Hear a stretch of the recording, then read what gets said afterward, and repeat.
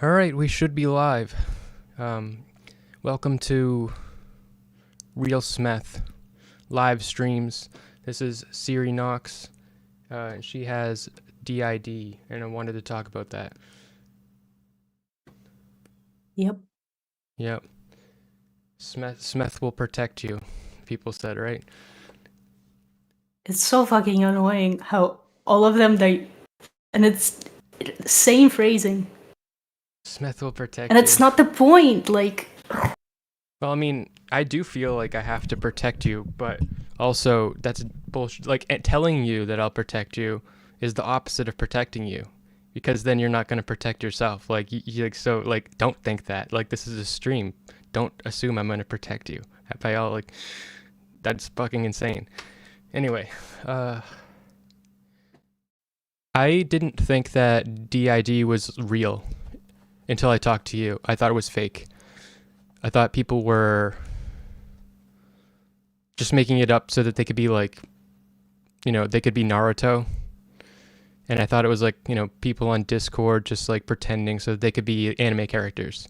That was my impression of it. And I went on a Tinder date once with someone that was like that. And I don't really think it was, it could have been, but she said she had DID, but it seemed like a trendy thing where she was she was like part of like role-playing communities and stuff. And in this particular role-playing community she was in, I think people would like say they had DID because they're like, I'm really that character. But do you see that? Do you think there are people that's kind of like faking it? Or am I an asshole? You could be. But just by a chance there should be people that are faking it, but also it's like I've heard of this, that there was a trend on TikTok, but people really pretending. It's kind of like, well, you kind of never know about anything. People could lie about anything, really. But also, like, you said that after you've met me that you started to believe it exists, but like some people, it was like an opposite thing. They kind of saw it happen and then they were like, oh, like she's absolutely faking it. And I'm like, oh, well, I don't know what to do now here. Because like I lost my memory on the spot and I'm like, okay, guys, I guess I'm lying or something. So people believe it less after meeting you? There's like this, if there's like a curve, like the first time they meet and it's like during the first hour, there's a high chance, if that's all their exposure to me, that they think that I'm lying or pretending, I guess. But if they kind of see it again and again, maybe they think it's like, oh, you can't like play that convincingly, and why would you? Maybe. But yeah, it's weird because it's usually people who I don't really know. It's like a new person comes in, sees things happen, and starts to like start shit like, hey, you're pretending. Yeah. Well, I mean, I have seen those TikToks. Have you seen those TikToks? Like TikToks that are probably what people are talking about? A little. It's always But anime characters. it's like, that's kind of like most TikTok. It's kind of all cringe to me. Yeah. So you have memory issues. This is like one of the reasons it's obvious like there's something going on with you. Because like I can talk to you one day and then like the next day you won't remember that whole conversation, or like remember way less about me in general. Yes, but again, like now it's kind of clear because I'm like aware of what memory issues really means. But it's like, it's self-destructive where like if you have memory issues, then you're gonna not have a memory of something happening, and then you're gonna doubt it happening and doubt that you have memory issues because all the evidence is gone. So you kind of can't confirm it or deny it. And then you just kind of, because people tell you that something happened and you just think like, I guess I'm stupid, I don't know. But it can't be that I lost memory? Because what is more unlikely, that you just kind of, misunderstood a situation, or that you have this like rare memory issue thing? Like, I would usually be like, even though it's sus, it's still more weird that I would have this. Yeah. So you remember me right now. Yeah. We've Kinda. talked before. I've known you for a while. Just letting you know. No, just letting my audience know. Getting into dissociated states. So like, what does that like mean? I did a whole fucking research thing for my college about this. Okay. So, there's a fight or flight stress response in people. And then there are also many subtypes of it. There's also like freeze and faint. And one of them, I think it has to do with faint, is the mechanism of dissociation. And it basically like neutralizes a certain brain part that's like connecting everything together. It's like partially disconnecting you and making you like less aware and less like active. That makes perfect sense. Because like I used to get faint. I used to faint actually, like when I was gonna get a shot or needles, and it's like something like, it's just like, oh, that I can't accept this. This is not something I want to deal with. And then it's just like it's like weird. Your body shuts down. That you have that psychological response that does that. So that's sort of I feel like I can empathize with that in that specific way as a thing. Sorry, I don't remember like what. Like, what am I returning to? What is this conversation? Not like because. Oh, we're talking about getting into dissociated states. Okay, right.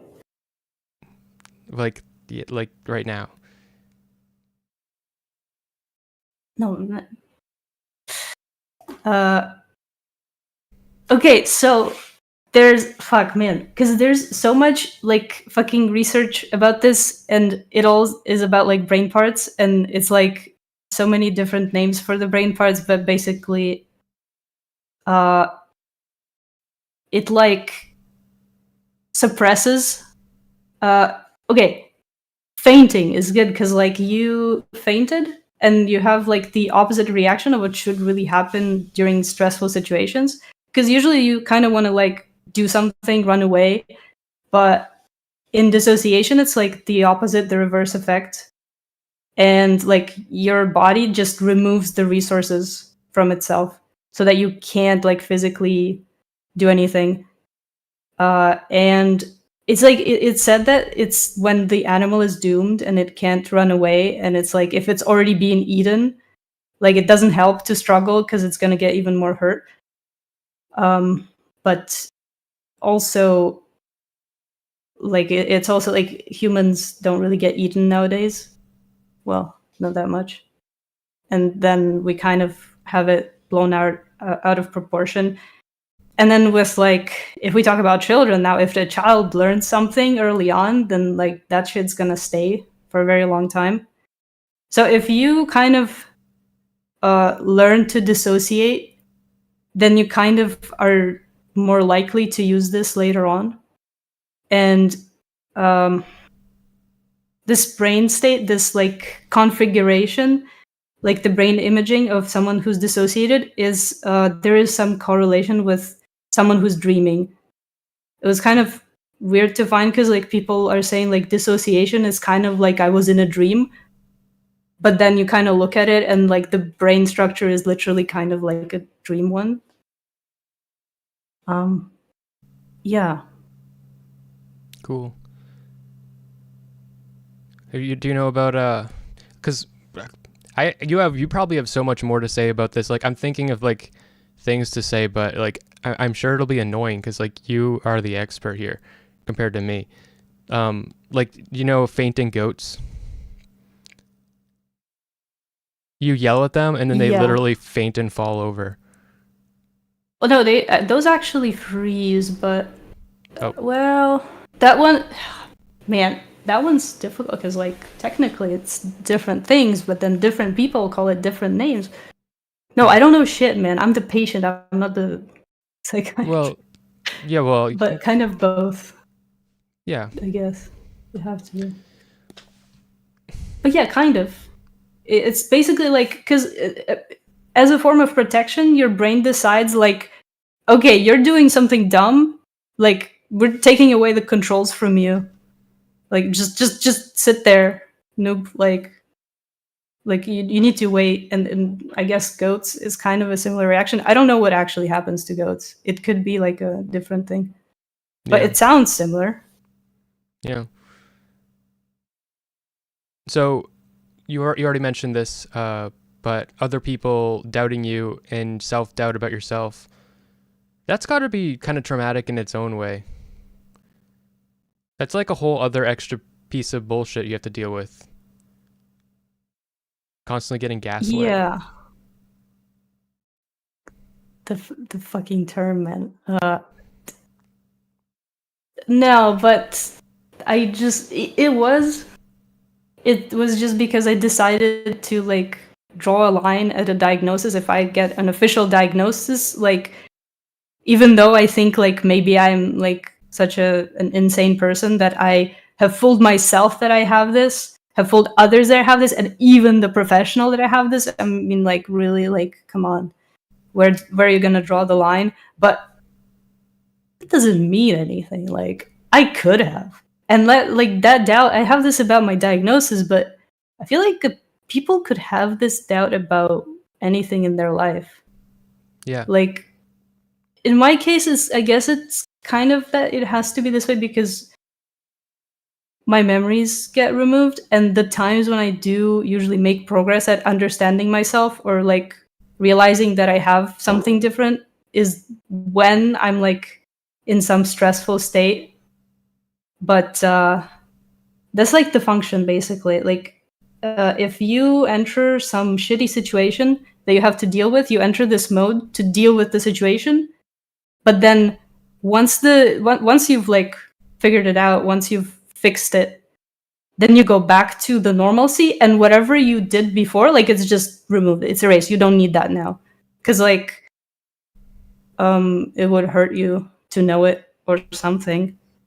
It's like an extra actually, step. it's more like It's like fainting is like you kind of just like lose a lot, but having an extra step where you faint into a state and then that state does shit and then you come back out of it. It seems like to me from what you're describing. Yeah. Yeah. Yeah, I'm like saying about function, but we kind of don't know. Like, I mean, it's just how it happens in the brain. Like, there's kind of not really function, but it is protective. It's highly disputed. Like, a lot of people say it's not real, and there's not a lot of research on it. It's basically because of the data and how psychology is. Because there's like very little data, and people are all interested, but very little knew about it. And then there's this fucking psychiatrist who has this patient, and he makes like a whole like, I don't remember if it was a book or an article or like a thing which like really detailed and really interesting with this patient. And everyone's like so into it. It's like, wow, this is groundbreaking. This is great. Like multiple personality disorder in such detail. And then like later they find out that he like faked it or some shit. And suddenly it's like, wait, was this even real? Was the like multiple personality even real in itself? And now people doubt, and now you don't have that much data to like see what really is real. Well, actually, no, we kind of have, we have MRIs now with people with DID. That was the cool thing that I found recently. What was that you found? MRIs, I think. Cool. But so how do they study it? Do you know? There's there's a specific research which has so they have people with DID, and they have people who like are faking DID, and then they also had people who have PTSD. And they put these people in an MRI, and well, they're normal. They capture how it is, like, you know, regular brain, and there are differences between that too. But when they like purposely trigger these people, like they remind them of their trauma or something, they do that, and then they put them in the MRI and they see what happens, and shit happens. And that's kind of how they're like, oh, now we can detect who's faking it and who kind of actually has it. Cool. And they also find out that it's kind of similar to PTSD thing.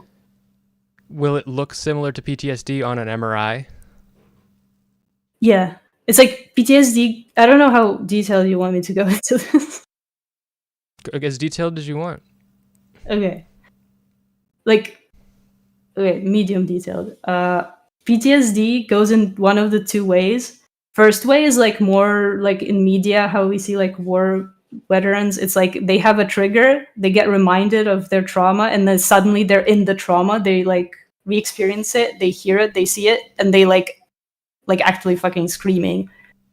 That's like the you know, if we have the stress response, it would be like fight, flight. It's like activation, blood pressure rise, all that shit. Was it parasympathetic? I don't remember. And then there's the second type of PTSD, which does the opposite, and they call it dissociative subtype, where like they get reminded of their trauma and then they get dissociated, and they like their heart rate lowers, blood pressure lowers, and they're just like, yeah. And it's kind of a similar thing with DID people in the brain. Could it be like a type of PTSD? I mean, now I'm like I feel like my questions are almost irresponsible because I'm not a scientist. But I guess you nodded. Yeah, well, this is what I was reading, because they're like, I'm like reading this fucking whole ass paragraph about they're like, you know, DID could be a subtype of PTSD, or it could be the opposite. It could be inherently dissociation. I'm like, who the fuck cares? It's like, you're just naming things. It's like, yeah, I don't know. It was boring. Yeah. Yeah, arbitrary labels and shit. I'm a little bit dissociated right now, actually.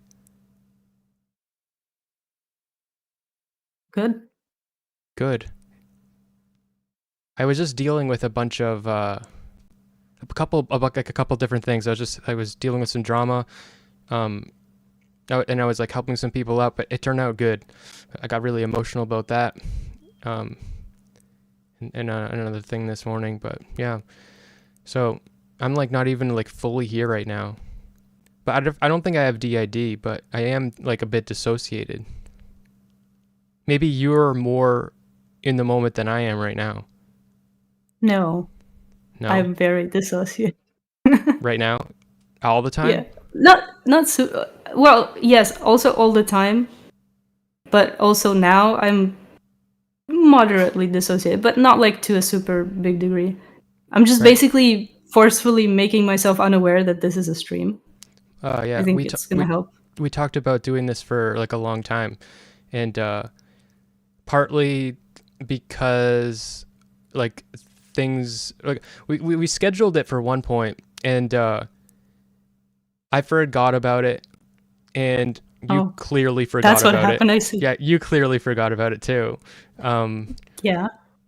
Yeah, and but we've been talking about doing it for a long time. Also, I've been apprehensive because like I feel like you're, you know, like everybody's saying, oh, Smeth's gonna protect you, you know, like you are like, you know, you are extra like vulnerable to, I don't know, like I don't know, in some fucking way it could hurt you with this.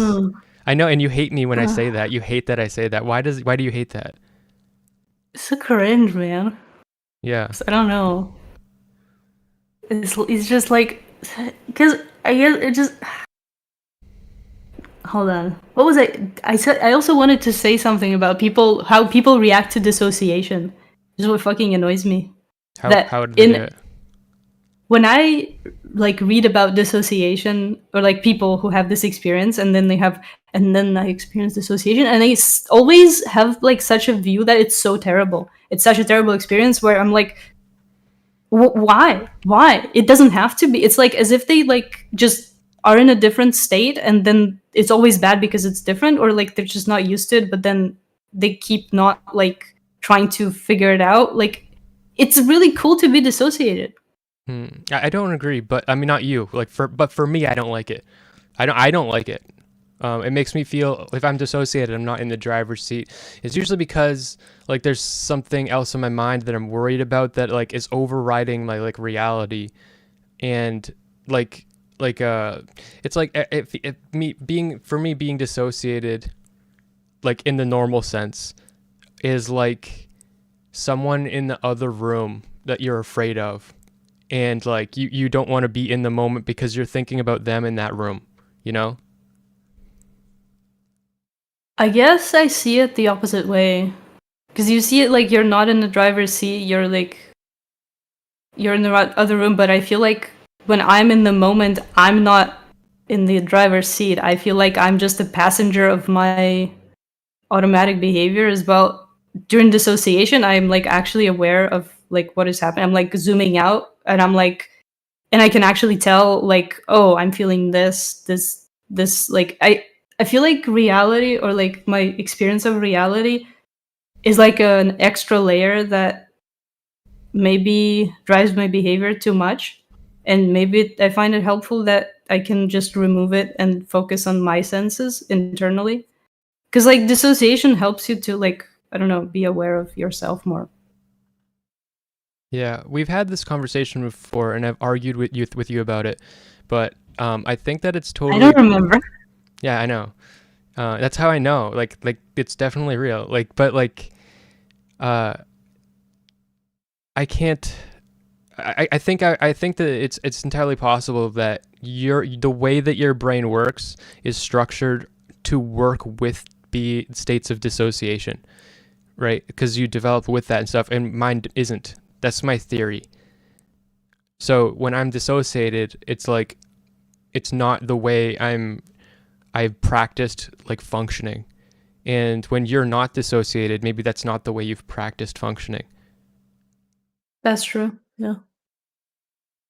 Um, so is the diagnosis useful? Was for me, for sure, because that was where I drew the line. Because I had to draw it somewhere, but it was so mindfucky to get it, because this shit, like weird shit, specifically DID related weird shit, started happening in 2017. And as soon as it started happening, I was like, I don't know much about this, but that sounds awfully like that multiple personality thing that I kind of vaguely Right. heard of. And I'm like, but I don't know. Someone in chat asked, you don't want to. Sorry, you don't want to remember it's a stream. So I've already No, failed you. just, I've already failed come you. on. Yeah, you already failed. Do it. I failed you. I haven't protected you. So, someone in chat said they want to know where you first learned about it and at what age it developed. So it's along what you were saying. First learned. That's like, I'm not sure when I first learned about. Or do you mean like? Does the person in chat mean when I first learned that I have it, or its existence? I think of its existence. Yeah, that one I don't know, because it's kind of been like people say it in a culture, and it's like you just learn it with vocabulary as oh, such a thing exists. Oh shit! Probably I just realized I'm wearing a shirt that says you're getting sleepy, and it's like I'm like, oh god, and someone pointed it out.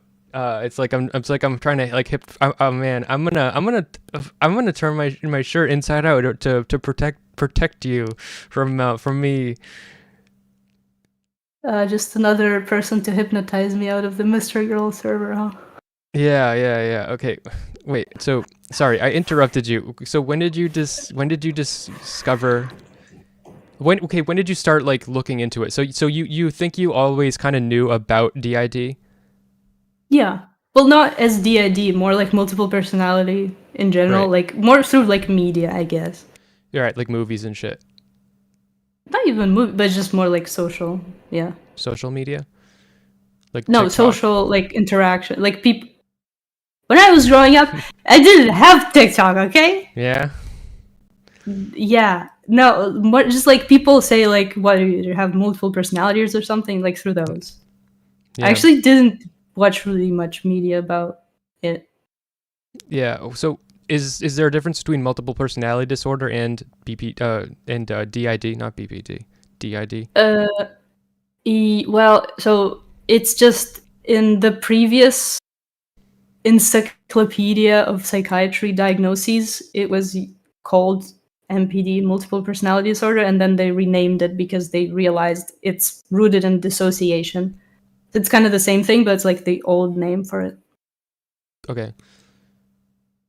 When did I first learn? One part social. There was the other part of it. Um,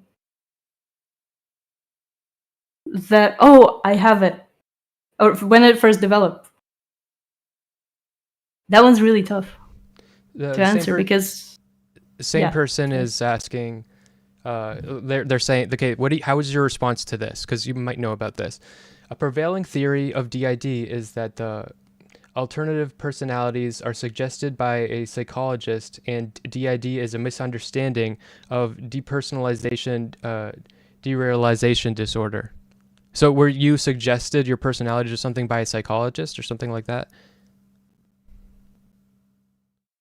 No. I think they're like the scenario would be you are you've gone through some trauma, and the therapist for to help you work through that is like, okay, like imagine you are your child right now, or you're your parent, and no, you are Yeah, no, this. no, no, no. I know what you're talking about. No, this is not what it have. No, I didn't have any fucking therapy. Like I had trauma. I didn't think I had. It was traumatic. I thought that was normal life, man. I thought I was like, oh, I don't have any problems. What do you mean? That's just childhood, when you Yeah. fucking yeah. But uh, yeah, I first kind of had the stuff happen, and then I looked into it and like sought psychologists, I guess. Yeah. Hmm.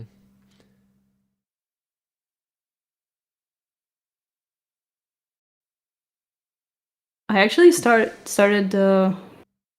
with like generic stuff. Well, I was also concerned about like DID related symptoms, but those were also very vague, and I also at the same time had a lot of other things that like generally bothered me. Do you think diagnoses are useful in general? Yeah, Yeah. I think it's well, okay. It's kind of stupid how we have psychology right now because it's like it's all about naming things and vague descriptions. You can't like test someone truly yet. Once we figure out the brain, then we could, and then it would be super useful. But now it's like it's kind of stupid just because we can't find out truly. What about like a personality? Like, I doubt you could ever test for a personality disorder, because a personality disorder is the behavior. It's like you have a pattern of, maybe that would look different in a brain, but like it wouldn't look different. Like your brain's working mechanically different. It means you just have certain priorities, right? Well, then we kind of go into how do we decide something is a disorder? It's only Yeah, because we don't like people who are narcissistic. They're like, okay, there's some fucking problem with these people yeah. and they act in the same way. We need to name it. Yeah, I agree. I'm making a video about narcissistic abuse, but I think narcissism is only useful when you're talking to somebody like, so narcissistic abuse is useful if you've experienced narcissistic abuse. It's not useful if you're a narcissist. Like the diagnosis doesn't help a narcissist. It helps you deal with the abusive person who abused you in a specific way. It helps you understand that, but it doesn't help the narcissist. The diagnosis True, isn't yeah. even for them. Yeah. Yeah. Because, like, the mechanism itself will deflect it, yeah. That's also true, yeah. Narcissists love to call other people narcissists, especially if they like learn more about that. It yeah. What are the causes of DID? So the most correlation of causes is there's a specific window of a child's brain development between 3 and 5 years old. And it can still happen if it's like lower or higher than that, but less less of that less effectively.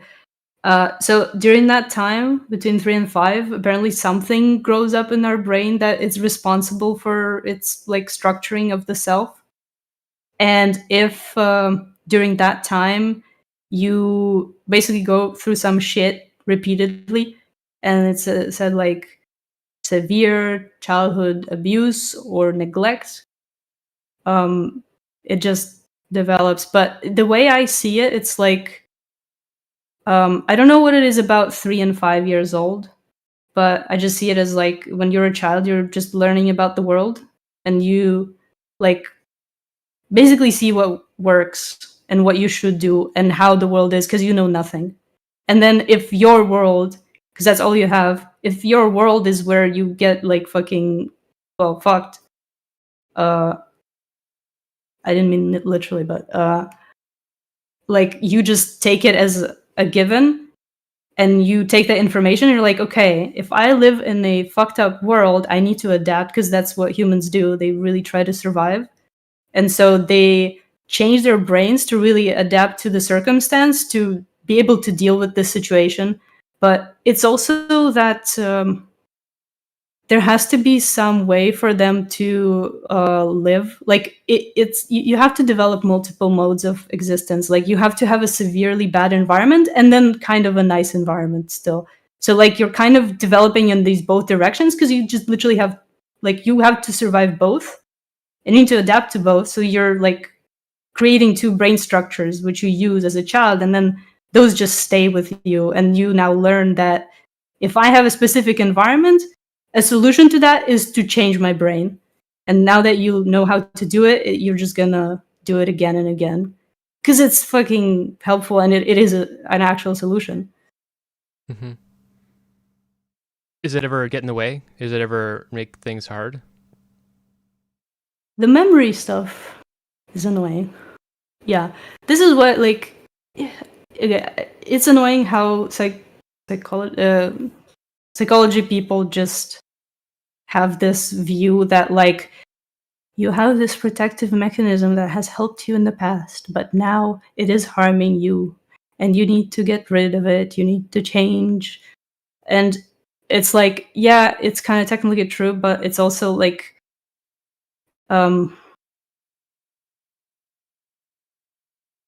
hold on, what was the question? Does it ever hurt you to have Oh, DID? And you're saying psychologists are always saying, "Oh, you use this to help yourself get through all this bullshit, but now it's just so yeah, bad for you."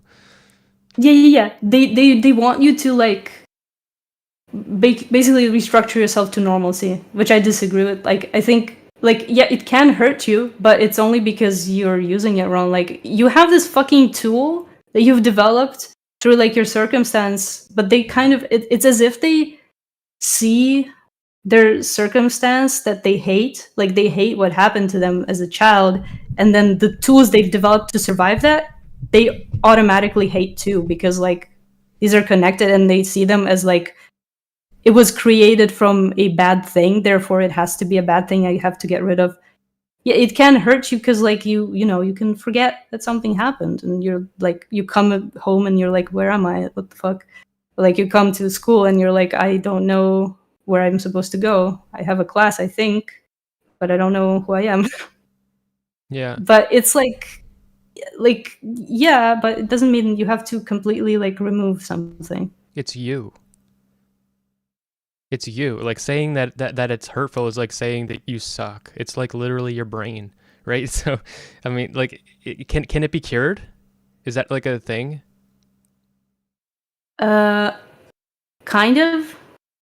It's like, so this one's like I want to find out more about, because they kind of say yes, but it's more that like you have symptoms that are like actively hurtful, but once you gotten rid of specific symptoms, it no longer qualifies that you have this. But the brain structure and the tools can still stay. So does that mean that you don't have DID anymore? It's like, not quite. And but like you can make it you can be okay, basically the answer that I understand. But what does okay mean? I don't fully know yet. Mm-hmm. I've talked to another person with DID that I didn't know that they had it for a while. And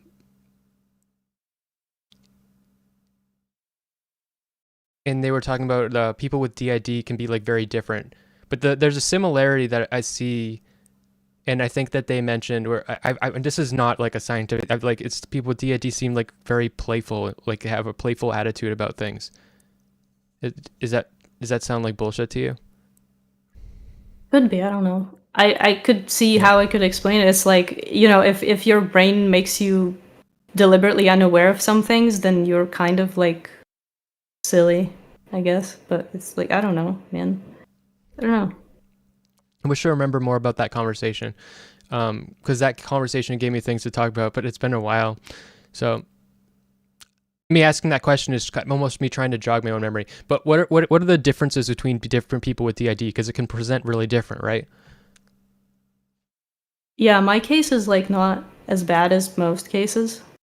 Usually, but it's also usually because it's hard to diagnose, because the whole purpose of DID, you're just trying to adapt to your environment. So there's kind of no reason for you to fail adapting. It's like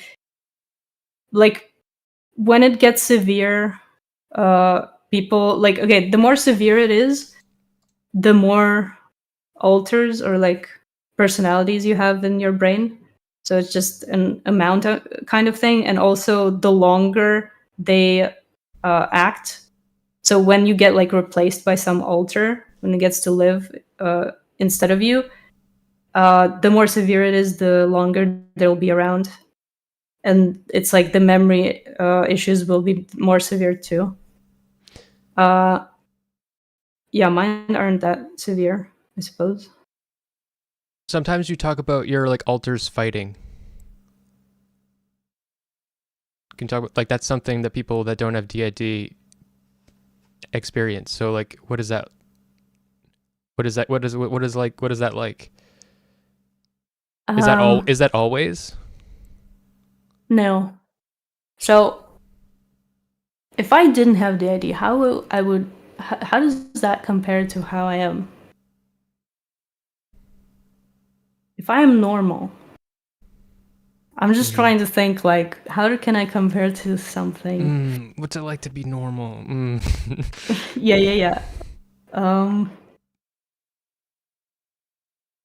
I think, I don't know, because there's something that I don't understand in like more normal sense of like people say they have intrusive thoughts, which I kind of just, that definition, I just disagree with it. I don't think that's like, that can be like a thing. All that makes a thought intrusive is that you don't like it. Like, fucking stop not liking it. But there's also like, it's just an experience that like, it's like as if you're so okay. In your own head, I know how to explain this.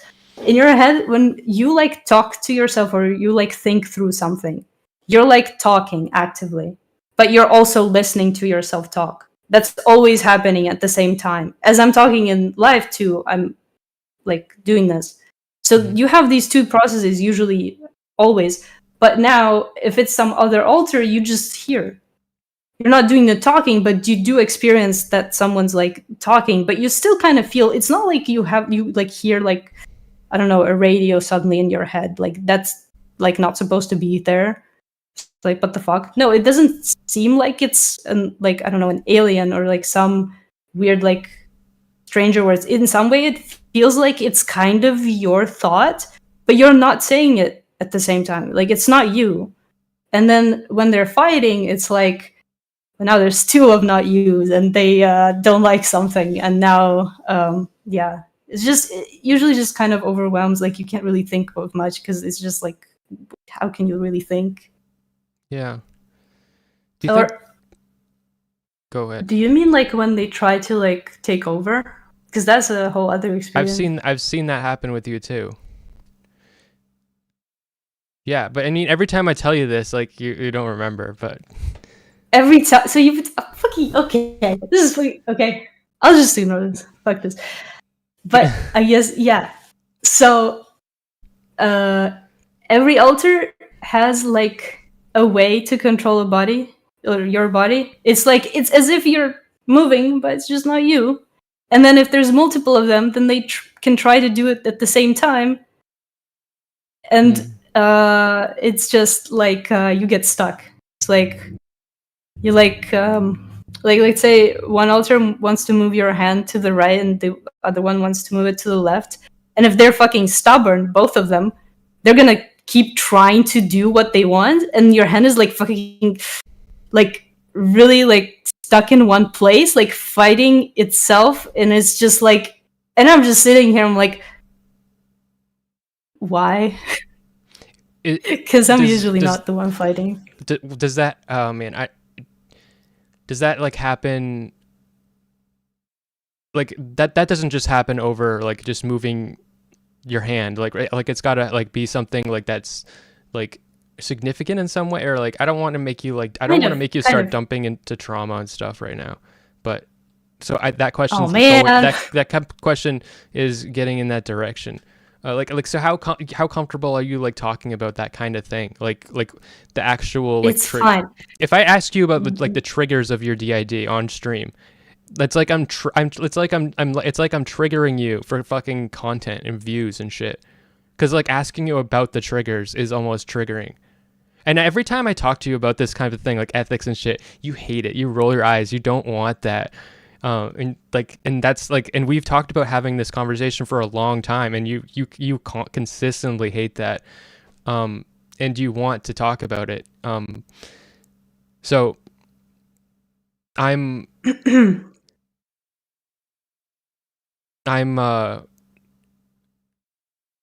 just trying to do good by you, and I don't know what that looks like. Hey, I am Smeth. We're on stream right now, but you know, that's fine. But I'm really worried that I'm gonna be a bad person. It's like I'm abusing you, you know? But so can you like just tell me that what I'm doing is okay, please? Because I'm so worried. No, actually, that's not the point. That's not why I said that. I said that because it's the thing on the tip of my tongue, and the thing that is like I've noticed like with the streaming and stuff, the thing that is the knot in your throat, the thing on the tip of your tongue is always the most interesting thing to say. It's always the thing that it like avoiding that. If I avoid that, I'll start dissociating, and I don't want to. I have to say the thing that. Like for me that's not good. For you maybe it's different. Okay. But like cuz for me dissociating on stream just means that I become less interesting. That's how it plays out for me. I'll just become more quiet and more just like, you know, like cuz I'm thinking about something else. But well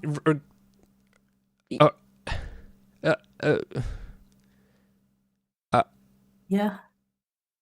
So do you want to talk about like trauma type things like in that direction? Yes. Okay. If you start dissociating like a bunch or if you start like switching alters or something, that means I should probably stop, right? Listen. Or is that like you're a martyr because then other people get to see it. Other people get to see it, and it's so good for the world. But you've martyred yourself. You've publicly, you know, like had this thing live, and for other people to learn from your trauma. Why I get annoyed is because at all times I literally have people within myself that can take over if I'm making mistakes. They're the safeguards. Right. So you're mad at me because that's just part of you and how you are. And it's like I'm trying to protect you from yourself. It's like as if you're like trying to make a decision for me while you're an external person that doesn't know enough and is worse at being able to stop me than the tools I have. Well, I mean, I can just stop the stream. That does well. It doesn't actually stop you internally, but it doesn't stop. It doesn't have anything to do with that. The thing is about it being on stream, and like, so like something traumatic happens to you, in example A, okay.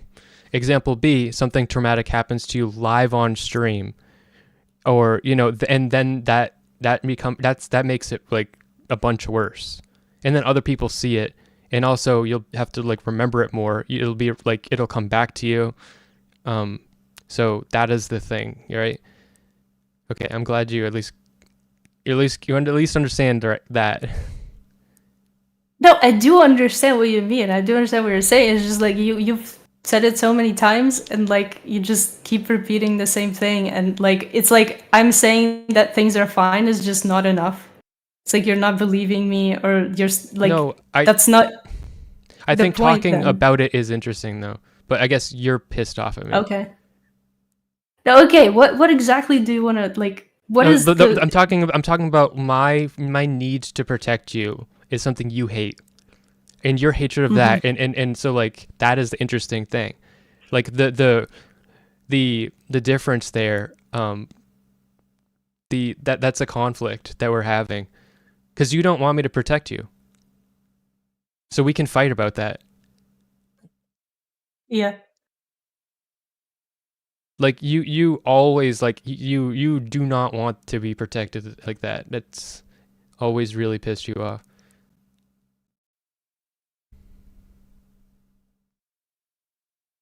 Seems like you're making it like a grand thing, like because I'm thinking like, do I ever want to be protected?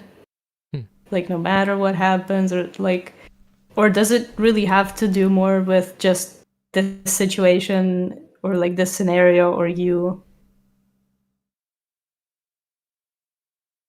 There's definitely a degree of like, I think it's kind of about how a lot of people try to decide things for me while making wrong decisions, I guess. And just me constantly seeing that, like it's like I always like know what the answer is, but I'm like not supposed to say it because sit quiet. Say it.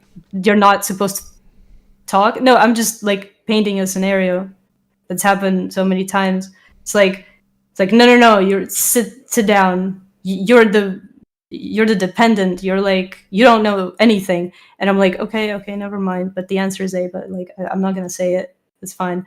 And then they like, yeah, the answer is B, and then they make decisions based on that, and then they like things go really bad for them and mostly for me because it's a decision about me. And then I'm like, it's like I knew all along, but it's not like I ever get to choose what I think is right. And I think I just have this reaction about anyone just kind of jumping to like protect me, but it's like, bro, like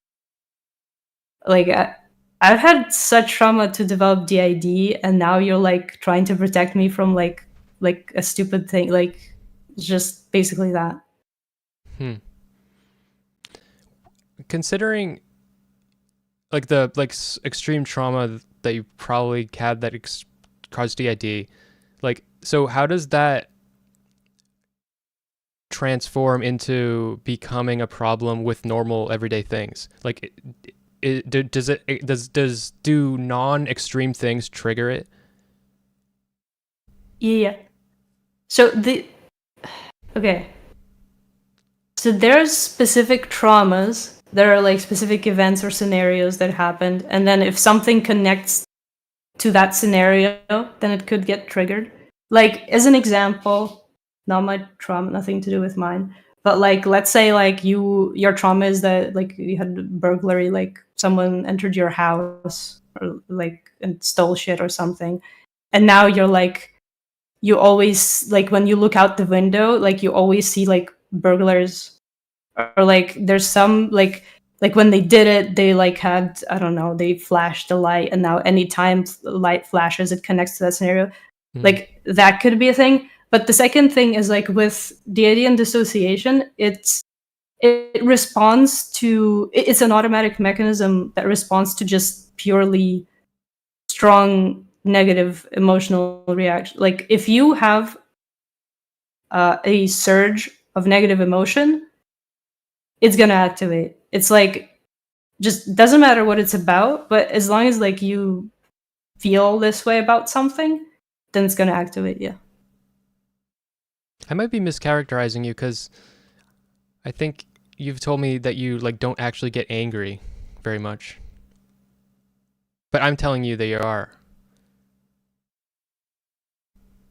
Okay.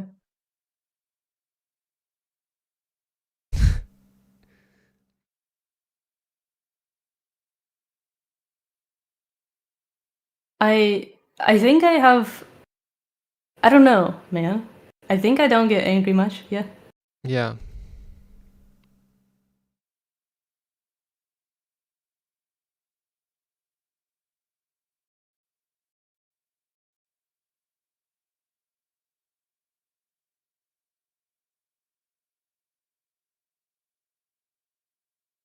I feel like you're going over many topics, but not really Okay. getting into any specific thing. Yeah, right, exactly.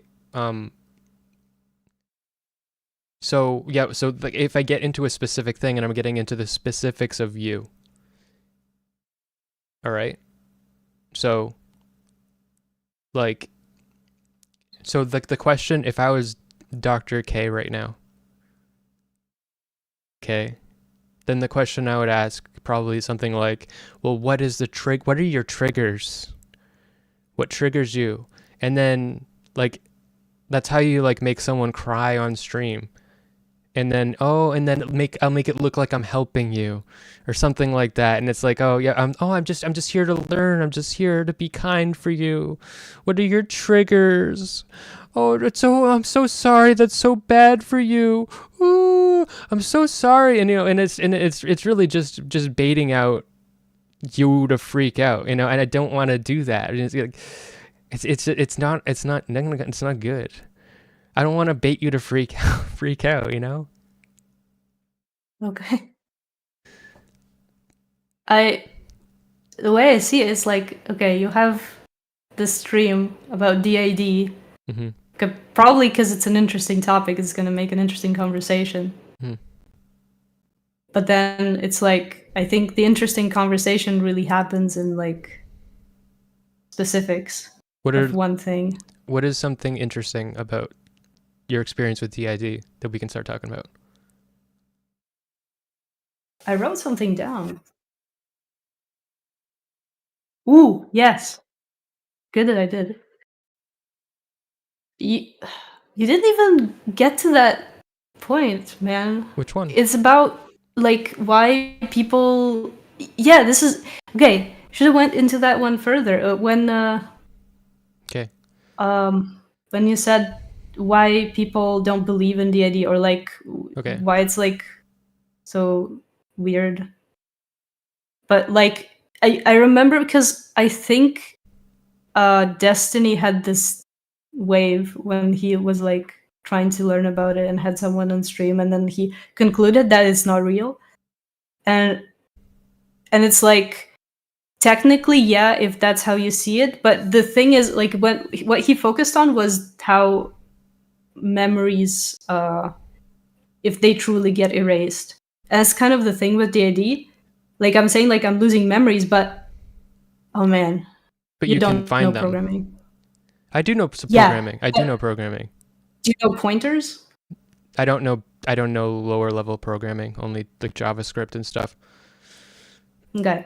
Well, I can explain pointers. Pointers is like a guide to a place, and the place is the memory. You have to have memory allocation, and yeah. So in like C or something, you have to say where the memory is, right, or something. Yeah, like the way the brain, we have our memories is like we have the memories themselves. They're like stored somewhere, but you can't, like, you need to be able to get the memories. Like, you need to know the path to the memories. because you won't find them unless you know they're there. And how do you know they're there? You need to have the path. And basically, the way you kind of lose memory in DID is that you lose the path, you lose awareness that it even exists. But what people like kind of do to like prove that it isn't real, they're like kind of make you walk the path. It's like, okay, so what did you do yesterday? And if you like don't have memories of yesterday, you're like, I don't know. But then they're like, okay, so you woke up and then you did this and then you did this. And they kind of engage with what was in your memories, and they're uncovering the path that's already there. And now you're walking it, and now you remember, because like, oh yeah, actually I went outside after and I did this and I did this. And that's how you, and the memories are actually there. So you're like the memories are there. Like, how is it real then? Yeah, that sounds like a stupid point. Like, that's obviously, yeah. Like, I don't think, and like you are ever, like you've ever, or anybody that I've heard talk about DID is like implying that there actually is no memory. It's like you were saying you go into a different state, and then you come out of it and you don't have a memory of it, but that state has the memory of it. And there's also like a thing, I haven't seen it mentioned, but like there's literally an active reset function in your brain. Like, I've experienced so many times. It's like if I have some sort of okay, I haven't explained this concept, but like your brain kind of makes like a wall for you. Like, it cuts off information, cuts off memory for you. Fuck. I have too many things. You have an active reset function in your brain. Yes. So it's gonna automatically erase anything that's in your working memory. So like anything, like it basically restarts you.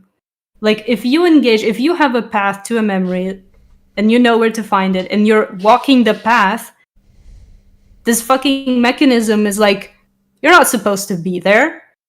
And it fucking resets you. And it deletes it. And now you're unaware, and now you don't remember that you were walking the path. And it happens over and over again if you try to like fight it.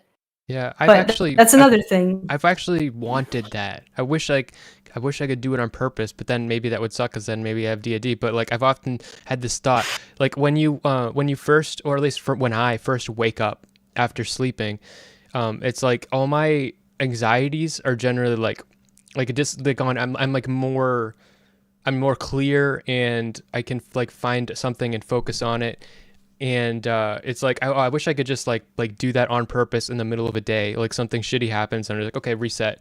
You know, okay, now I can focus on this thing that's not on my mind anymore. I've moved past that.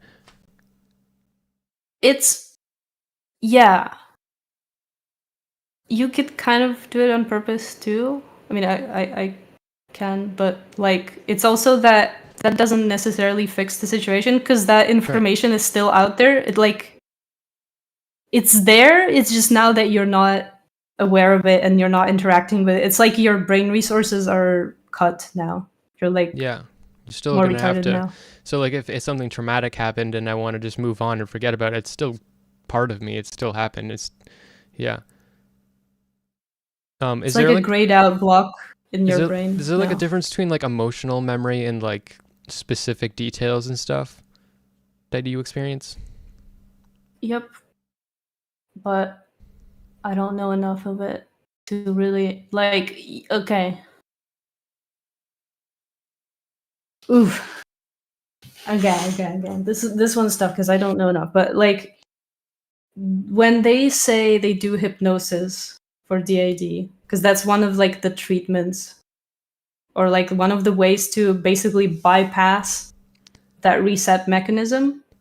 It's like how walking through from like what you started, so you can remember the chain of events that got to that memory. That's basically what the hypnosis does. Yeah, but at the same time, you're only walking the facts one, not the emotions one, because the emotions one is the thing that triggers the reset and triggers all like the stuff.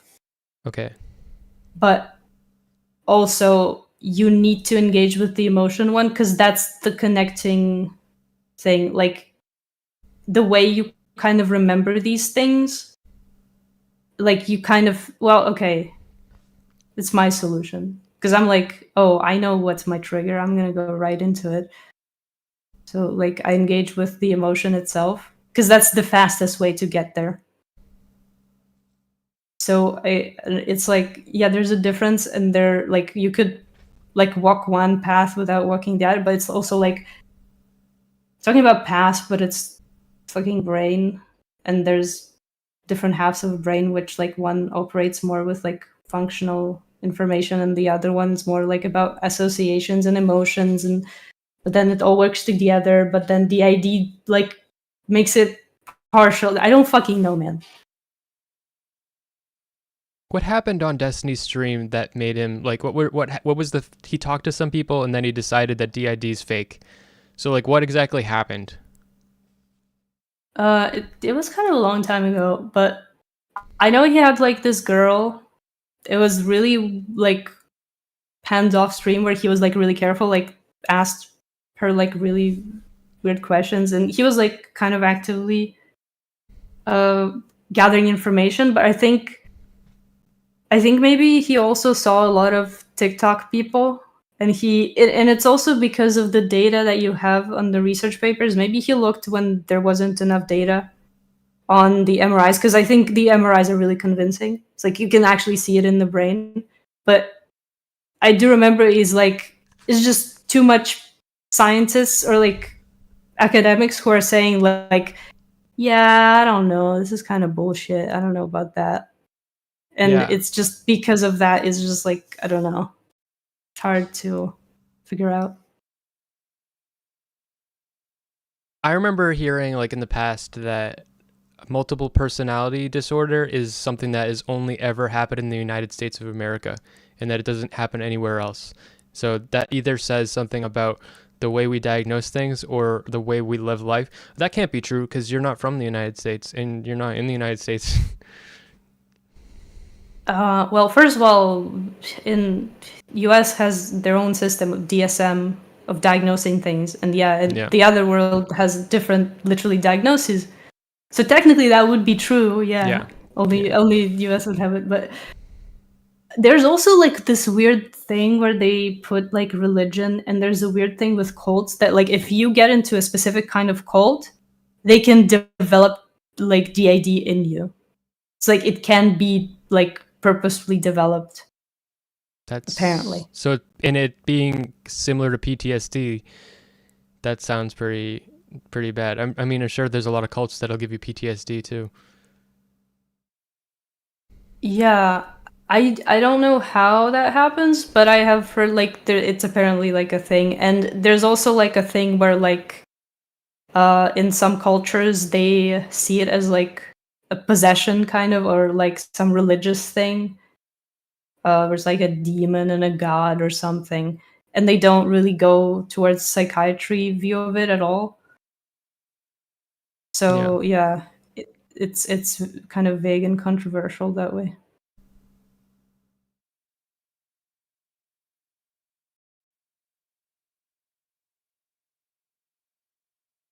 Do you want to talk about some of your what? I want to say something. I want to say about the memory. What memory? So about amnesia specifically, because I think it's important. Okay. Because that was like another deciding factor that like, because okay, before I got diagnosed, when I was like doubting if I'm just fooling myself, I clearly was like searching like, okay, these are the symptoms, and it clearly states amnesia, but technically I am kind of aware that something happened, so it's not amnesia, because like you think like memory is complete, but amnesia can still count as amnesia if your memories become vague, or they become in a state of fugue, or like they become dreamlike, or you lose most of the information but you are not even sure it happened. And that's like a very important part, I think.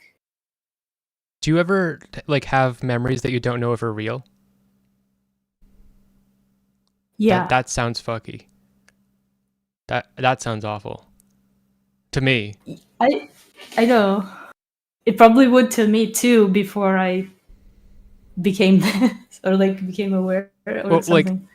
Like, or do you actually remember things that aren't real, or like that didn't happen, or you just don't know if things that actually did happen did happen?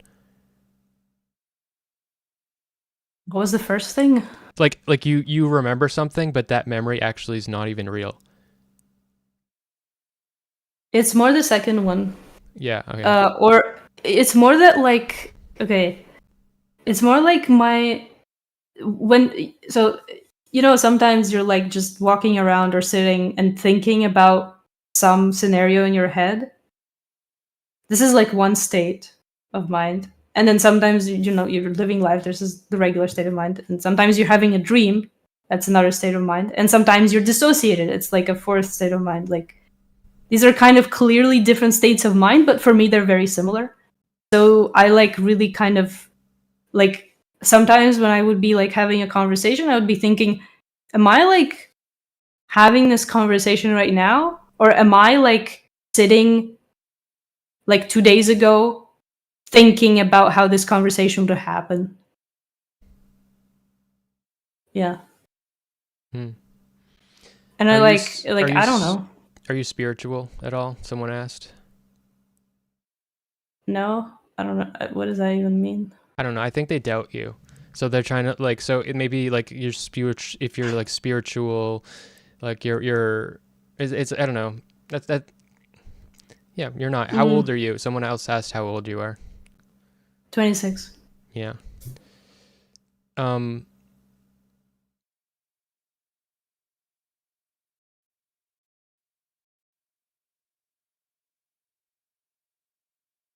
Do you want to talk about your different like alters? I think that wouldn't be interesting. No? It only would be if it was in a context. But what's the context? If like I had some kind of a scenario and I would be like, this is how this alter reacted, and then this is how this other one, and then they start fighting. Something like this. Let's do that. Let's do that. I mean, if you want to do that, sounds interesting. Okay. So like what?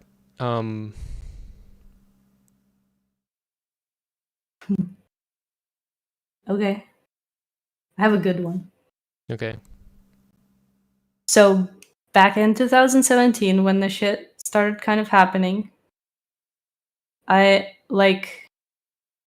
basically actively felt really bad day to day.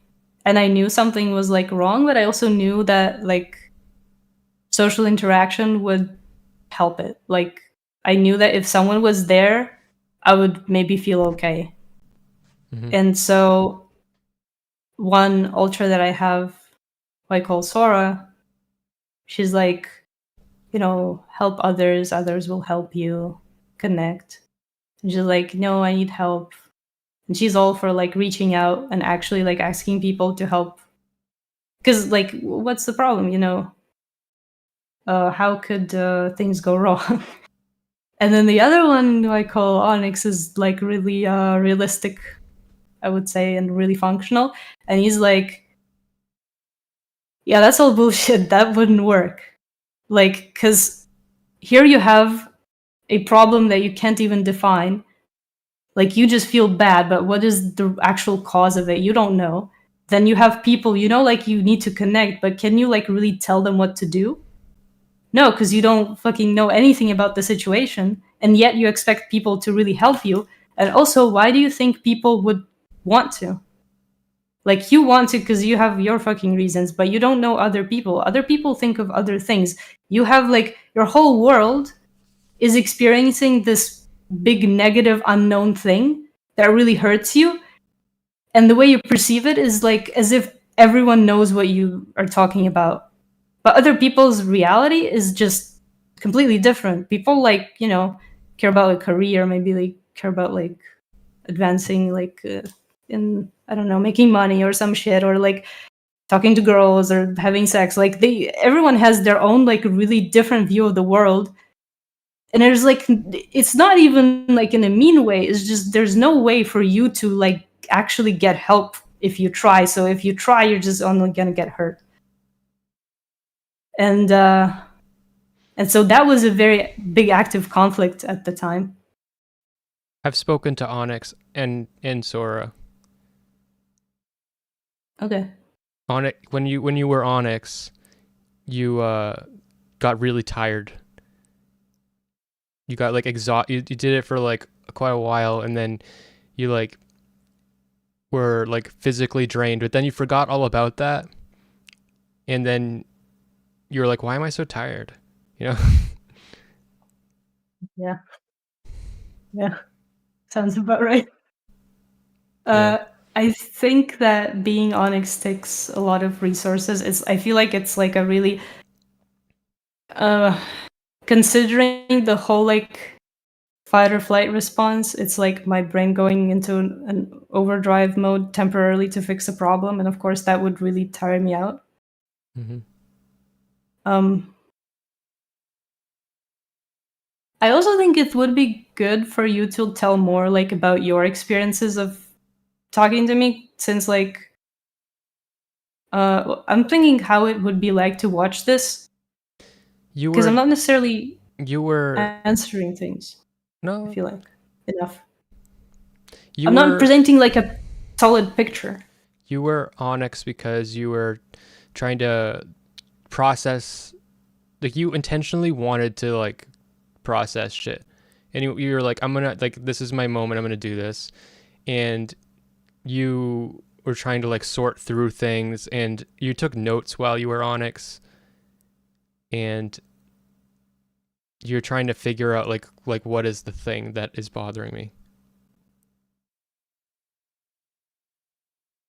Yeah, I've been in that situation a bunch of times. Like this specific scenario has happened.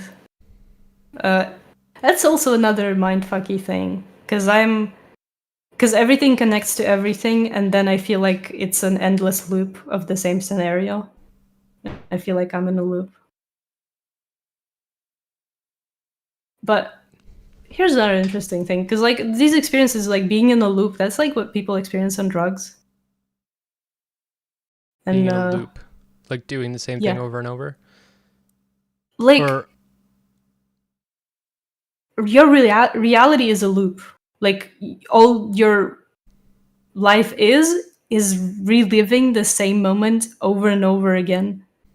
And for a split second, you get this awareness that I've been here before, and this is exactly how it went the last time. And wait, how many times was there before? I can't tell. It could have been infinity.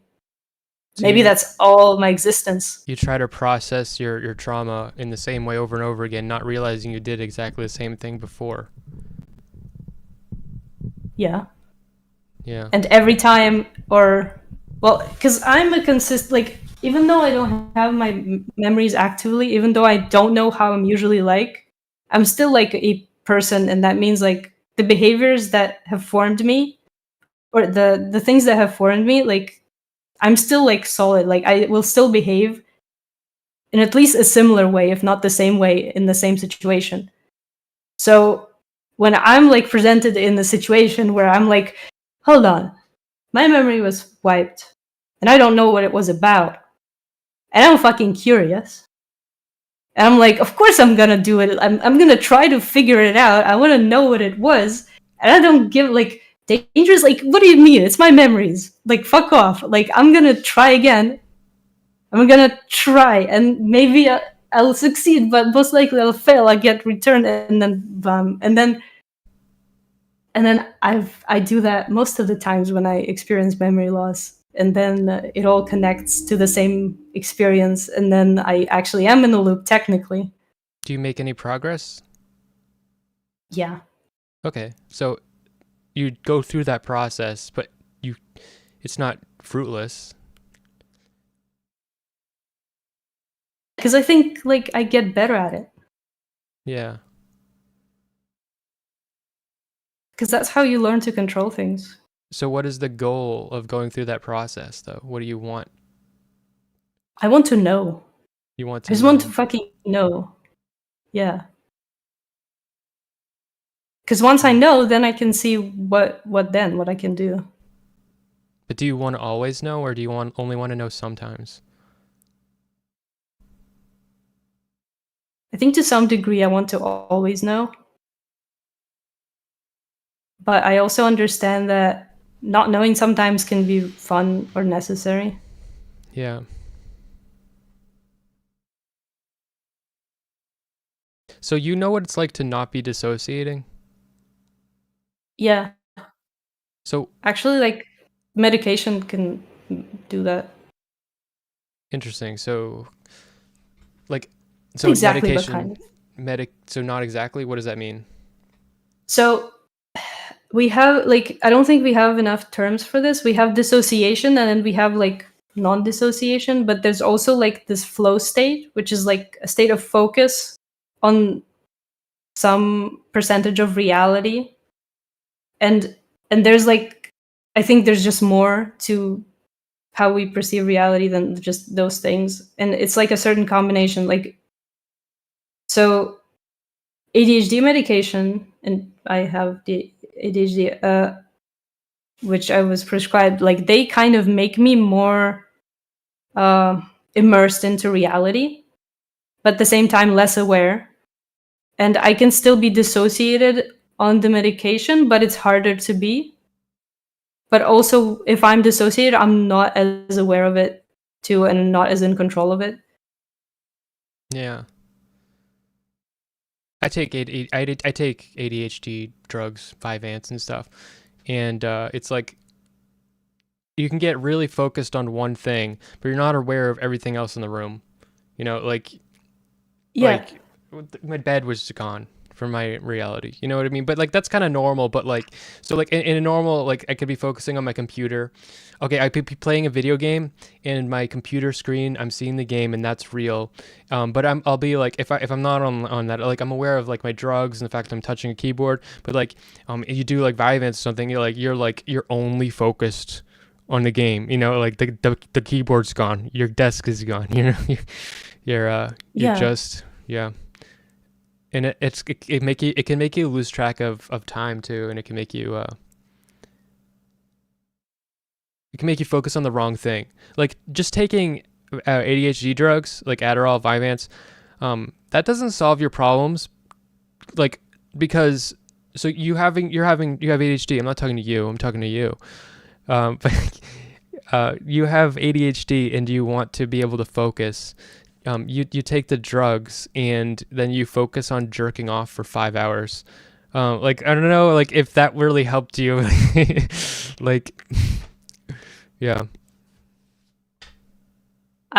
You might actually, it's good that you take this. Maybe I've asked you this before, because of course I would. But after you taken Vyvanse, there's this time period where it's like it has the opposite effect, like the day after or the 2 days after. At least for me, it's like the.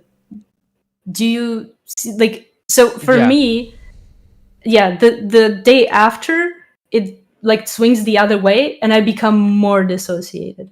So maybe you will kind of know what I mean. yeah. I never thought about it in the context of associated and dissociated. I don't know if associated is a word people use. Yeah, at least it's something. Yeah. But like I thought there is definitely like a withdrawal stage or something. And if you're taking it, you have to take it. There's like a couple ways you can do it. Like you can take like a strong dose that you take very consistently, and then it will even out because it's not very strong if you take it very consistently, and it'll be pretty much like very standard. Or you can take like like a medium dose that works exactly at the level you want when you take it inconsistently.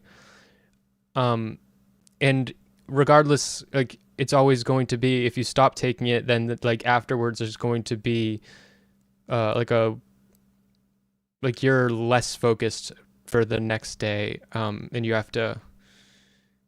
And I think it's important to do that, to like detox off of it if you want it to be useful at all, because it stops like working as good. And I guess you have to put yourself through that roller coaster of using it and then getting off of it and being a little bit less able to do shit that you need it for. Yeah, or you can just take a big dose, really consistent. That's been my experience. I know So you've been. you're always on it? I'm on it a lot, but I do like to detox off of it. I like to give myself a break and go through that. I think that's healthy and important.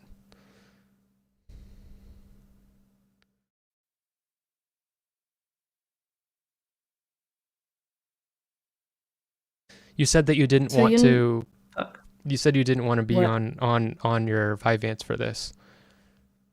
Yeah. Yeah. Because I think for me it's dangerous. Like I think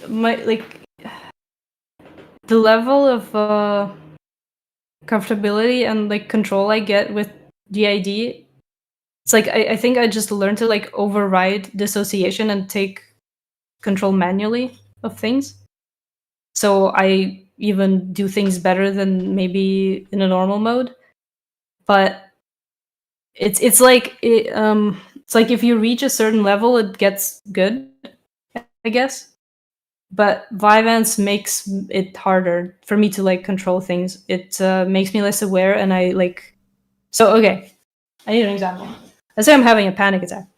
So when I usually have when normal people have a panic attack, they can't like do shit. Like they're just in it, and it's just continuing, and it's just like you can't stop, and it's just like fucking all you have to do is just like live through it, but it's like endless, and they're like stuck. They're literally not able to do anything.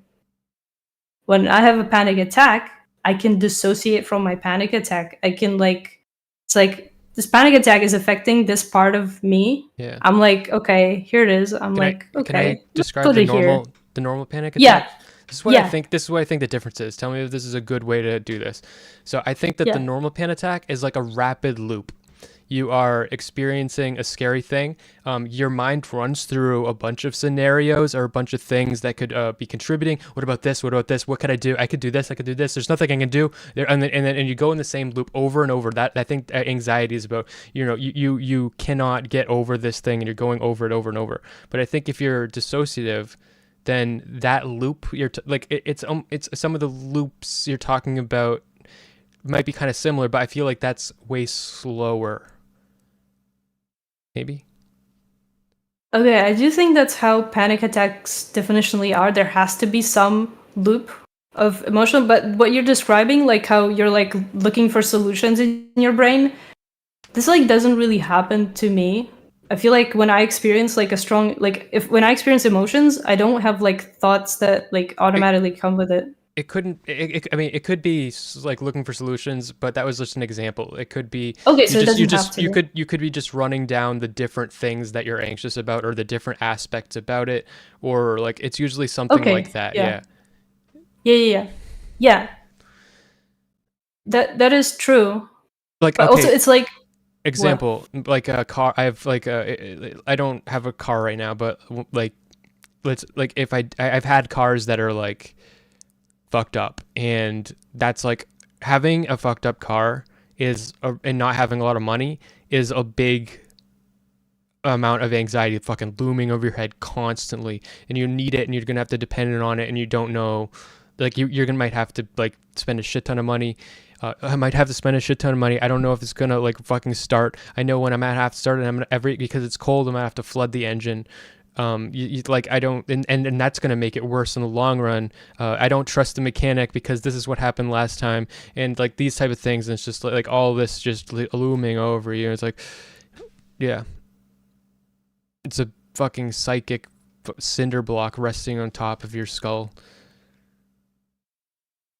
Well, that you're more like describing like more like anxiety generic, but panic attack could also be about it. Okay. That it like produces like when you like no, but okay. So what I'm saying is like I experience a panic attack, but I can like step away from it from experiencing the panic attack. It still will be happening in some parts of my brain, or like in some like it's like I'm like literally cutting off some part of my mind because I can like I'm struggling because I'm like it's really hard because I feel like I don't have that much space in my brain. It's like I need to really concentrate, but I actively wouldn't be experiencing the panic attack. I wouldn't be experiencing fear, but like I'm over here and a panic attack is contained. But on Vyvanse, which one of your yeah, alters gets it? I think Sora. I know which one. That Sora is like the most like that's like the most like kind and like childish alter from my like you give it all to Sora. It was not like give it all. It's more that like, well, she has it. I don't have to be there though. But like the person who can control it is Onyx though. Mm-hmm. So man, I don't know if I forgot. So and you were fuck, I forgot. I was trying to remember because I cut you off and I was like, I need to remember that, but I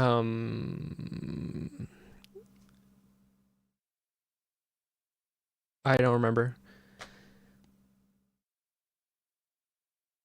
I'm not dissociating though. I just don't remember.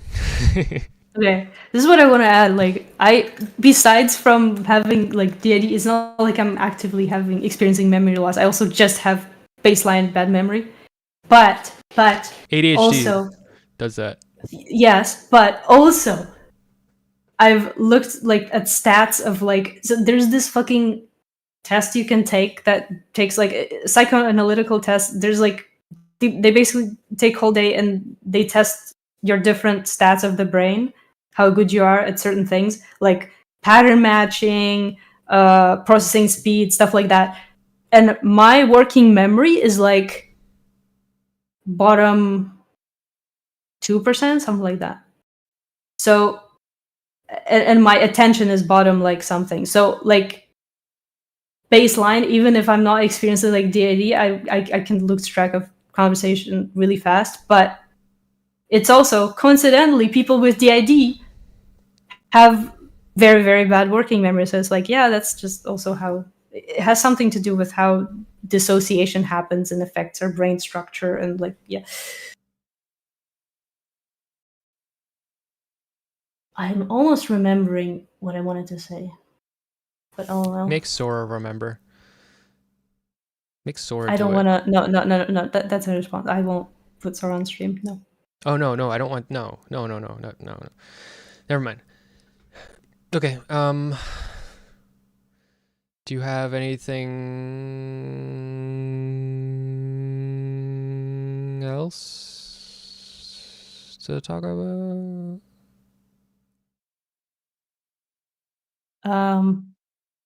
I feel like I haven't done a good job explaining DID, but okay.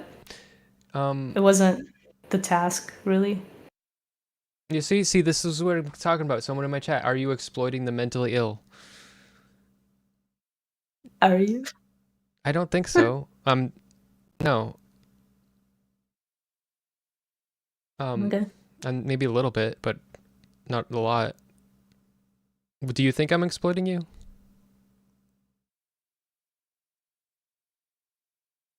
Yeah. Yeah? I don't think it's a bad thing. Right. Are you streaming right now? No. See, now you're explaining me more, I guess. Am I? Well, if I'm like streaming too, we're like more on equal grounds because I'm like playing myself. Yeah. You do. Sirinoks does stream sometimes though. And we talked about doing this for forever. Yeah.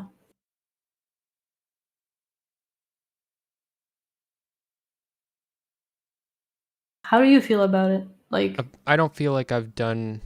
Like when you said like Sora being on stream, like no, that I don't want to. That's not what I meant to suggest. I was. Yeah, no, not that. The whole stream. About the whole stream. Yeah. Honestly, okay, this is interesting, and I've had this happen before. One time I was working in like a kitchen, and I had a coworker that I was working with that day. It was a very, very busy day, and I think part of it's because she didn't like me, but she was dissociating, and that me being around her made me dissociate, and I feel like during this conversation I've dissociated a little bit, And it's not like it's your fault or something, but like, I don't know. No, Maybe it it's like is. it's a little That no. sounds cooler. Well, maybe I don't know. But yeah, I think maybe do you think it could be like a little contagious or something, or maybe just as a byproduct of like empathy or something? I don't know. I don't know what the mechanism is that would make that Yeah, happen. I mean, I think that's just how humans are. Like we pick up on patterns and we try to match them, and we try, especially if it's like different people, we try to fit in and understand where the other person is at.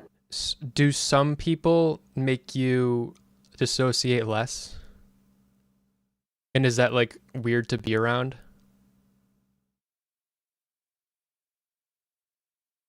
Dissociate less. Yeah. That one's tough because I think I know some people who'd make me dissociate more. It might be you. I don't know about less. Why do you think that though?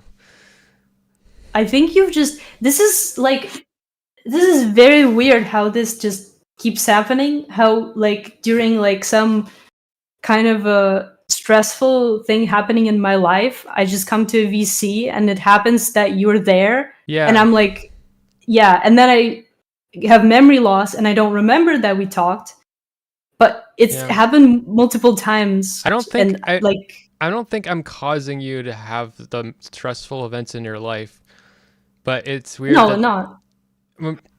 yeah. Yeah, it's pretty weird. Yeah, but now like see like my brain associates you with like a state of dissociation of, Oh, because yeah. that's happens during stressful events, yeah. So I think that's Yeah. why.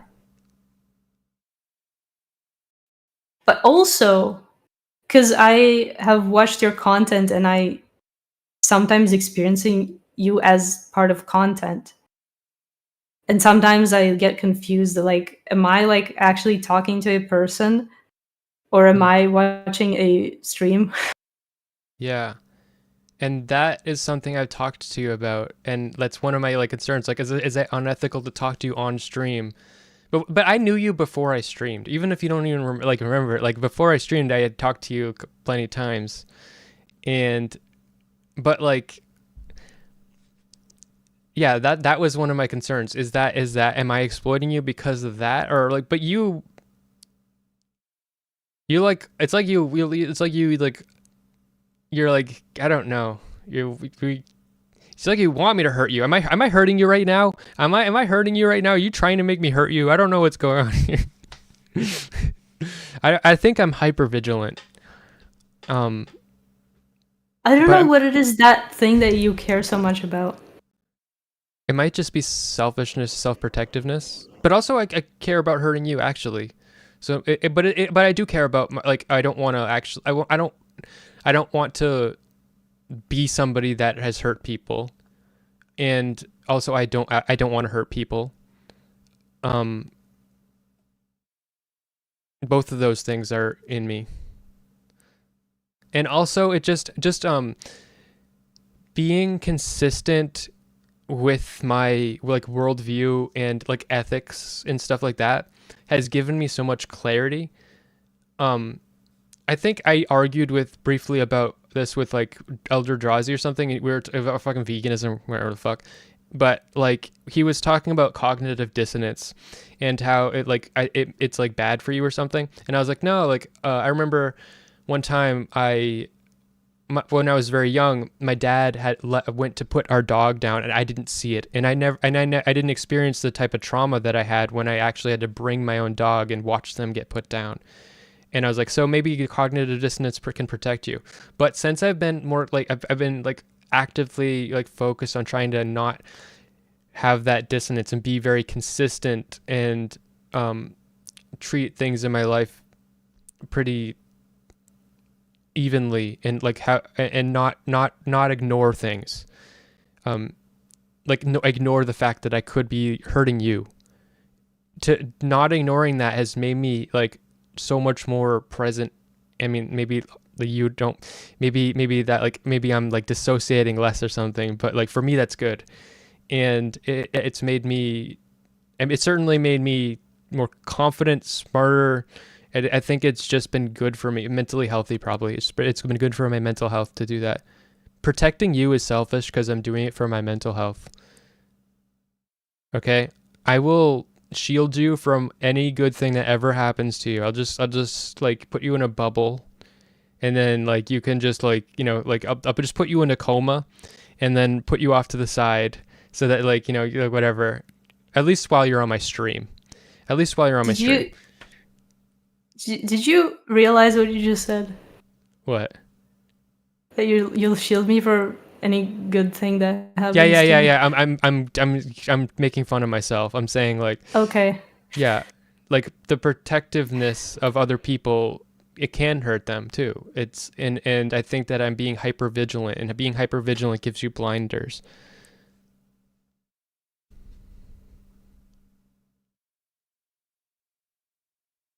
Yeah. I wonder if like I think just being the streamer in this scenario just makes things different. That's like how I think why this is happening. But I don't know, it's only because I wasn't ever in this situation. You are a mod in the Mr. Girl Reddit. Yeah. Can we talk about that? Yeah. Okay, so like you have like you have a very consistent, like, you don't want to ban people for shit that other people want to ban people for. Yep. We had this argument with fucking the other okay.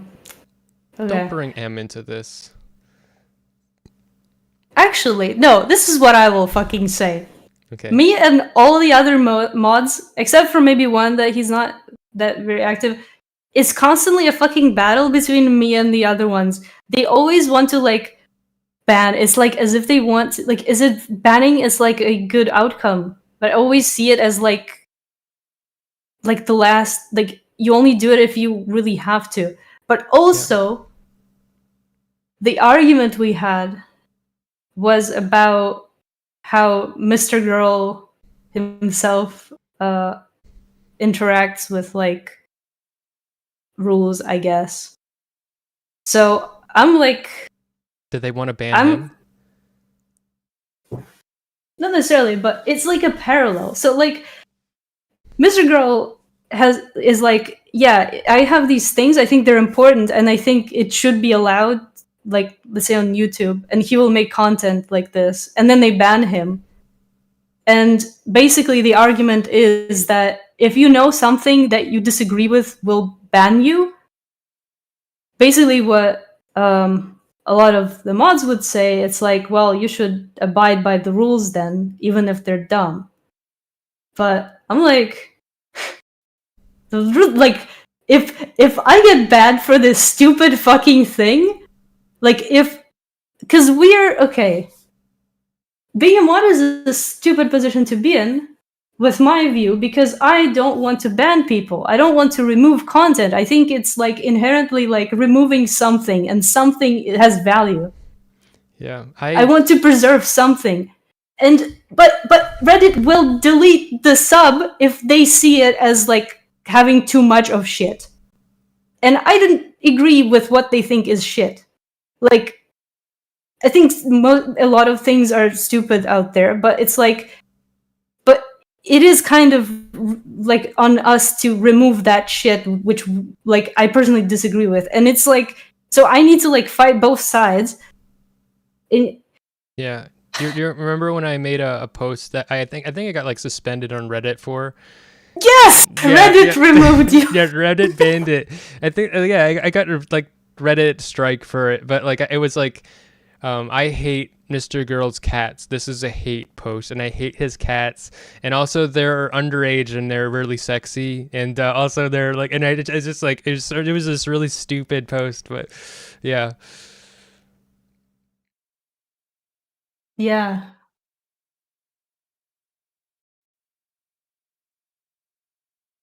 Yeah. So yeah, I think that like I don't know. I just think that Reddit wouldn't care as much if we slightly weren't as like careful. But it's also that I know that our sub is pretty uncareful as compared to other subs, which is also like, well, fuck, man. And it's like the same. I'm not a mod on Discord because that would be probably terrible for me. But it's the same with Discord probably, and it's just, man. I could never be a mod. I've had the other day there was like a big argument in my Discord because Claw was arguing with some people about his own drama, and like Claw, let's say Claw like hit his girlfriend or whatever. All right, that's the like accusation or something. Whether he did it or not, I don't want to ban him. That has nothing to do with my Discord. Like, why would I ban him for that? Like, maybe don't like date him. Don't date Claw. But I'm not gonna ban him from my Discord. Like, just because you're a shitty person. Like, there are probably a lot of shitty people in there I don't know that are shitty. You know what I mean? Yeah, and it's also like the definition of a shitty person is by this fucking platform, and it's like it doesn't have to be the definition of a shitty person. Like you could have your own fucking definitions, but that doesn't matter. Yeah, I just don't want to ban shitty people that aren't putting other people in danger or aren't, breaking TOS, which puts the whole server in danger.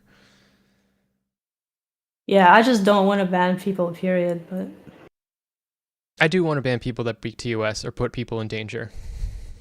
I think I want to ban spam. I think spam is just inherently such a low value, such high annoyance. It's like, but that's the only like thing that I will say, yeah, this is probably bad. Otherwise, so somebody tells people to kill themselves, but if they do it too many times, you got to delete the repeated posts. Well, hey, okay.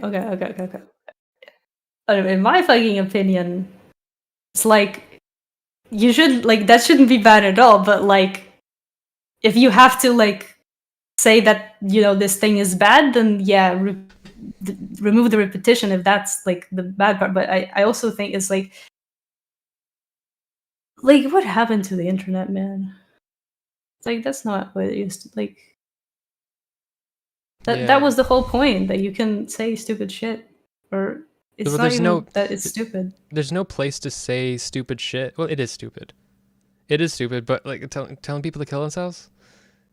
Come on. Like, whatever. We don't agree on this. Okay, whatever. I'm not going to fucking fight you on it. But, like, you used to be able to say stupid shit and there was some wiggle room for you to be stupid. Now you can only say stupid shit in the most depraved, like, horrible places, like, in the internet, and, like, any impurity and any flaws about people or any nastiness, like you have to hide all that and pretend you're like a beautiful little puppy dog. I would look at hang in there, cute kitten. I'm so cute, so perfect. And we don't give people room to be a little bit shitty. And yeah, I think that's probably pretty bad for everybody. There's this one stupid thing that it kind of connects to not necessarily DID, but like PTSD stuff. Like at one point I decided, oh, you know what? I'm gonna like check out mental health related or like PTSD related communities on Discord. And what I found was really dumb because a lot of these places had really strong censorship and really strong rules about like trigger warnings. Like if you say a word that's like, it's not even, if you say a word blood, you have to like spoiler it. Spoiler, I'm like, sanguine talk. like, I'm like, that's not gonna help. What is like, the warning? If you just hide the bad, that it's just. How do you warn somebody that you're gonna use the word blood without saying blood? No, you just hide, you just spoiler it. Basically, that's the rule. You have to like just spoil the world. And if you don't want to be triggered, that doesn't even work. You don't know what it means. Yeah, exactly. It could because like the whole point of that is like for that to work, you need to give a trigger warning that tells people about the thing so that the right people can avoid it. But if it's just everything is anything could be triggering, like, so then everything just be spoiled, and then you just click it. And so you just make all text in every single time anybody says anything, it should be covered up in black, and you always have to click it, because consenting to reading it could trigger you, I guess, if that's the way you're gonna go. And the biggest thing is like because at the time I was like, I wanted to know more about PTSD, because I was like, that was the time when I think I was experiencing it the most, and I was like, because I want to talk about it, so I need like to talk about it with people who know what I mean. But coincidentally, PTSD mental health server is the place where you least talk about PTSD. Like, what? Wow, yeah. It's like, how are you supposed to like actually like talk about something? That's like, so stupid. Yeah. Yeah. You know, that's the cool thing about trans communities. Like trans people in like private chats and like Discord servers and stuff, like they can get really depraved. They oh my, like this. I didn't look into it. I didn't look at too much into it, but I know there was some drama with like President Sunday and Brianna Wu of some like DMs and like some of these like private conversations with like some of these trans people or something. But that is something I've been aware of. Like there's a lot of like there's like the trans people will share memes that make trans people look really bad, and they love it and they think it's funny, and like then someone shares it and like, look at, like, they're all so stupid, and it's like, no, they're just joking, that's their humor. Yeah, but it does make them look bad. Yeah. How are you ever? This is another, like, how do you ever fucking are able to make sarcasm with such restricting rules? Because like that removes the whole. Yeah, but then people are now forced in this situation where now they are like hyper sarcastic, and the people are like sarcastic all the time, and you have, you know, like there's a lot of internet people like that, and that's like their thing. Even though like they end up getting like a lot of hate, and then they turn into is that the guy who said that a teeter-totter's fascist recently? iDubbbz. Yeah. Yeah. Yeah, I don't know who these people are. Yeah.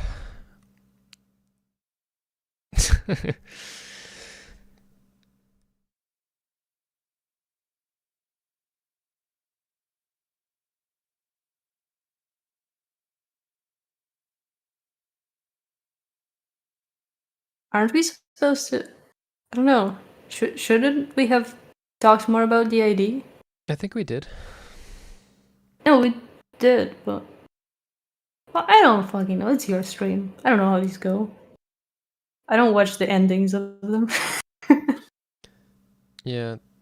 Actually, I have no idea if this is the middle or how long it's been, but yeah. Yeah, streams they don't have endings. Oh. They all go on. I don't know. I don't know what I'm saying anymore. I'm just dissociating or something. Good. All right.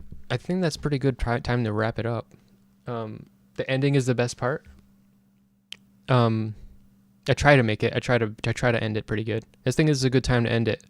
Let's go on for another 30 minutes about something really stupid that nobody cares about, so that it doesn't have a good ending. Okay. Anyway.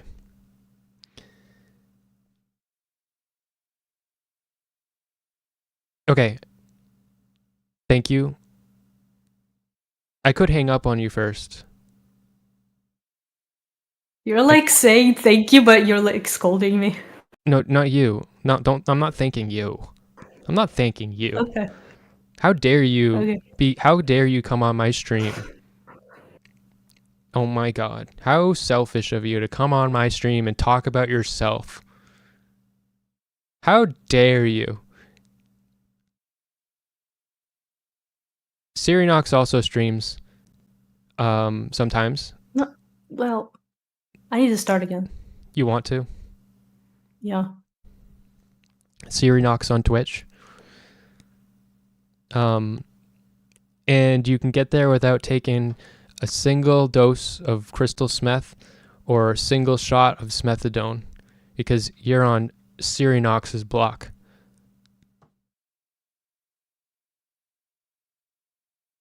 I don't know when my next stream is going to be, but I am working on my video, and I'm sure I'm going to have some streams coming up.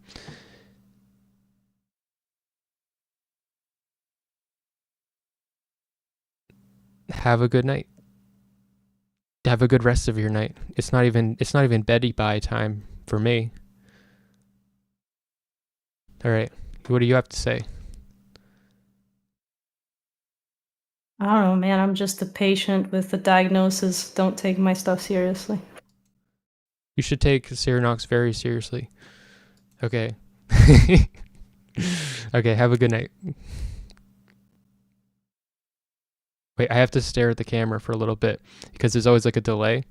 So I say good night. If I say good night and then I press it, then there's like a cutoff, but I have to look at good night.